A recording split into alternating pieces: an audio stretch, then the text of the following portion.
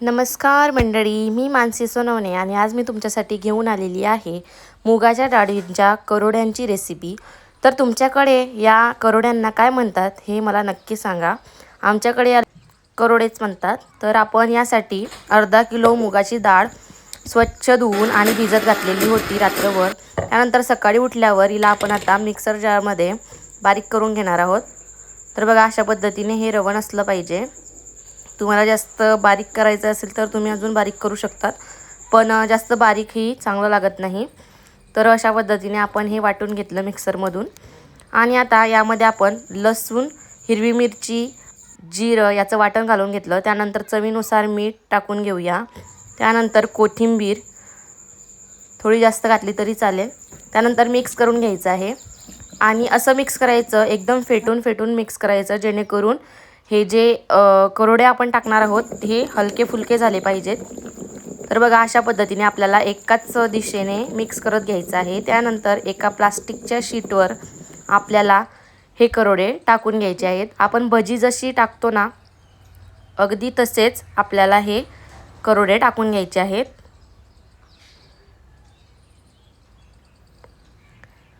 काही लोकांकडे याला मुगाच्या डाळीचे सांडगे सुद्धा म्हणतात, पण आमच्याकडे खानदेशात याला करोडेच म्हणतात। तर बघा, अशा पद्धतीने आपल्याला हे करोडे टाकून घ्यायचे आहेत। असे एक एक एक एक करत सुटसुटीत टाकायचे आहेत। जास्त छोटेही टाकू नका, कारण की वाळल्यानंतर हे असे पण छोटेच होतात। तर बघा, अशा पद्धतीने आपण हे करोडे टाकून घेतले। आता बघा, हे वाळत आलेले आहेत। आता आपण याला उलटून घेणार आहोत। एक एक करोडा आपण असा काढून घेतला। तर बघा, अशा पद्धतीने आपण आता याला काढून घेणार आहोत। एवढे करोडे आपले बनवून झालेले आहेत अर्धा किलो डाळीमध्ये। तर बघा, आता हे आपण 2-3 दिवस वाळवून घेतले। आता आवाजावरून तर तुम्हाला कळतच असेल, हे छान असे कणकणीत वाळवून झालेले आहेत। तर आता आपण भाजी बनवण्यासाठी घेणार आहोत। तर याला मुसलीच्या साहाय्याने आपण एकदम छोटे छोटे करून घेणार आहोत, बारीक करून घेणार आहोत, जेणेकरून हे शिजायला जास्त वेळ लागणार नाही आणि सर्व करोडे छान असे शिजून येतील।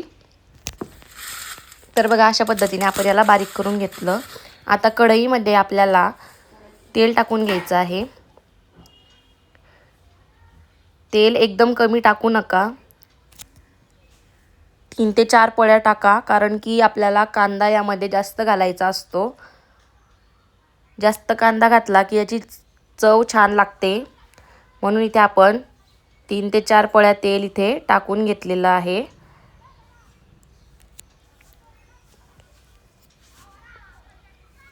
तेल तापलं की मग त्यामध्ये आपल्याला जिरं आणि मोहरी टाकून घ्यायची आहे। मोहरी आणि जिरं छान तडतडलं की मग आपल्याला त्यामध्ये कांदा टाकून घ्यायचा असतो।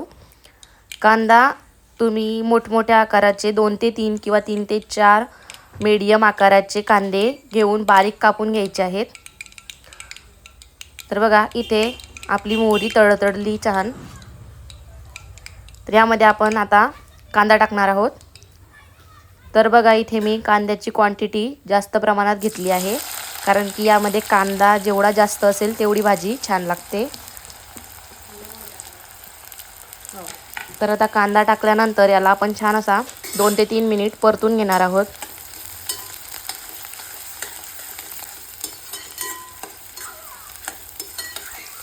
तर आपला कांदा हा छान असा मऊ आणि गुलाबी होईपर्यंत आपल्याला परतून घ्यायचा आहे नीट व्यवस्थित।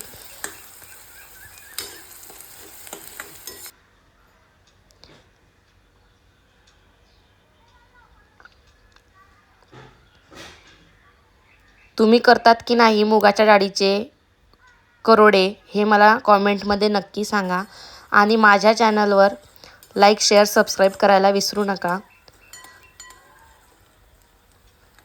तर बघा, इथे आता आपला कांदा गुलाबी झालेला आहे छान। तर यामध्ये आपण आता हळद आणि तिखट टाकून घेणार आहोत। तिखट आणि आपल्याला चवीनुसार टाकायचं आहे। तुम्हाला जसं तिखट हवं असेल तर तुम्ही जास्त घालू शकता, पण मी इथे 2 चमचे तिखट टाकलेलं आहे। तर बघा, तिखट टाकल्यानंतर आपल्याला लगेचच ते फोडून घेतलेले करोडे यामध्ये टाकून घ्यायचे आहेत आणि हे सुद्धा आपल्याला नीट व्यवस्थित असं 2 ते 3 मिनिट परतून घ्यायचं आहे।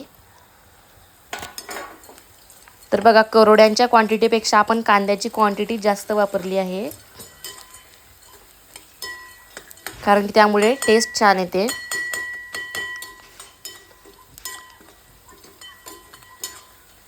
परतून घ्यायचं आहे आपल्याला हे व्यवस्थित, जेणेकरून कांदा आणि करोडे हे सर्वीकडे व्यवस्थित असं मिक्स होईल। त्यानंतर आता आपल्याला यामध्ये चवीनुसार मीठ टाकायचं आहे। तरी मी इथे 2 चमचे मीठ टाकून घेतलेलं आहे।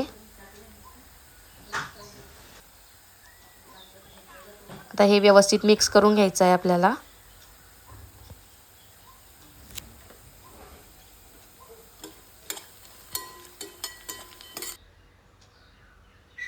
जास्त मीठ घालू नका, कारण की आधीच आपण करोडे करत असताना यामध्ये मीठ घातलेलं असतं, म्हणून कमीच मीठ घालायचं। त्यानंतर आता इथे गरम पाणी आपण टाकून घेणार आहोत।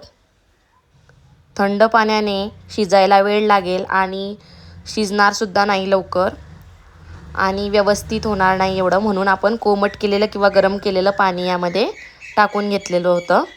नंतर यामध्ये आता कोथिंबीर टाकणार आहोत वरतून। आता मला इथे जास्त कोथिंबीर आवडते, म्हणून मी कोथिंबीर जास्त प्रमाणात घालून घेतलेली आहे। आता याला उकळी येईपर्यंत हे झाकण न ठेवता आपण परत एकदा परतून घेणार आहोत उकळ आल्यानंतर। तर इथे बघा आपल्या भाजीला उकळ आलेली आहे छान। तरी आता परत एकदा मिक्स करून घेऊया।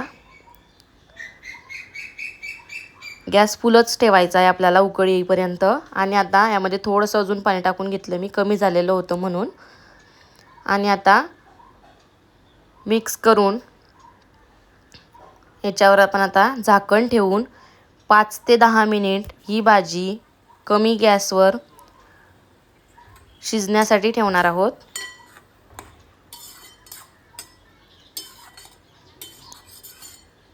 आधी मिक्स करून घेतलं आणि मग नंतर झाकण ठेवून 5 ते 10 मिनिट याला आपण आता शिजवून घेणार आहोत कमी गॅसवर। लक्षात असू द्या, गॅस कमी करायचा आणि मगच झाकण ठेवायचं।